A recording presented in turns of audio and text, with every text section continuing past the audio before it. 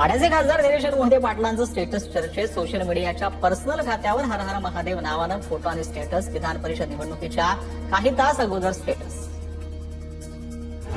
Bhajpa 2/3 majority तयार करून काही बिलं मंजूर करण्यासाठी फोडाफोडी करत आहे. आनंदराज आंबेडकर यांचा आरोप. ऑपरेशन टायगरच्या घडामोडींवर आनंदराज आंबेडकर यांची सरकारवर टीका.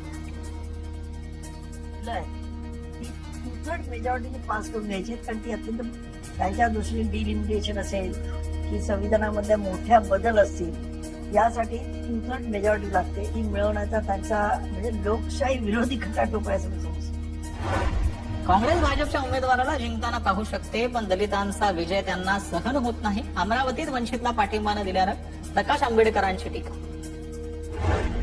उद्या होणाऱ्या विधान परिषद निवडणुकीच्या मतदानात चैन रेटिंगची भीती पाहायला मिळते. वोटिंगची भीती जी आहे ती समोर आलेली आहे.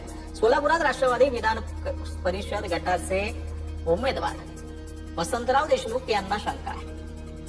कसं कळणार आहे कोणाला? तेवढं प्रेशर देणार नाही ना. फक्त काय आहे, मतदारावर प्रेशर टाकण्याचा प्रकार आहे. बाकी काय स्वतः कायदेच काहीच नाही. गुप्त मतदान असेल तर काही कारणच नाही ना. कळायचं संबंध हात वर कर. 2024 साली एकाच घरात सत्ता गेल्यानं सिंधुदुर्गात अवैध मायनिंगचे संकट आहे. माजी आमदार वैभव नाईक यांचा आरोप आहे. आमच्या सत्ता काळात मायनिंगचा एकही प्रकल्प आम्ही सुरू करू दिला नाही. खोटे गुन्हे दाखल केल्याचा वैभव नाईक यांनी आरोप केला. सिंधुदुर्ग जिल्ह्यातली सत्ता गेल्यामुळे पालकमंत्री, आमदार, खासदार आता पुन्हा 2024 नंतर आता पुन्हा हे जवळजवळ 11 प्रकल्प मायनिंगच्या सिंधुदुर्ग जिल्ह्यात येत आहेत. भाजपचे नेते किरीट सोमय्या यांच्या उपस्थितीमध्ये वसई विधानसभा क्षेत्राची SIR संदर्भात महत्वपूर्ण बैठक संपन्न झाली. बैठकीला आमदार स्नेहा दुबे, पंडित, आमदार राजन नाईक यांची उपस्थिती. महावितरणची स्मार्ट मीटरची सक्ती खपून घेणार नाही. शिंदेगड युवा सेनेचे जिल्हा प्रमुख नगरसेवक अनिकेत म्हात्रे यांनी इशारा दिला. पाचशे येथे महावितरणचे अधीक्षक अभियंत्यांना निवेदन त्यांनी दिलं.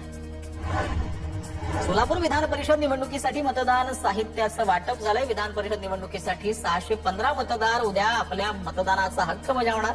6 ठिकाणी मतदान केंद्र असणार. अन्न व औषध प्रशासनाची राज्यात धडक मोहीम. 21 आस्थापनांवर धाडी टाकत 7,43,000 रुपयांचा गुटखा जप्त. 17 आरोपींना अटक.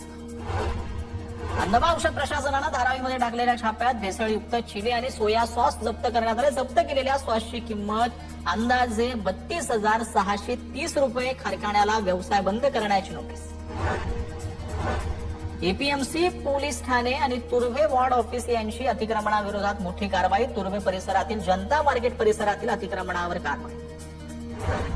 विलेपार्ले रेल्वे स्थानकाबाहेर कारनं बाईकला उडवलं. अपघातात 41 वर्षीय किंजल शाह यांचा मृत्यू तर दोघे गंभीर जखमी.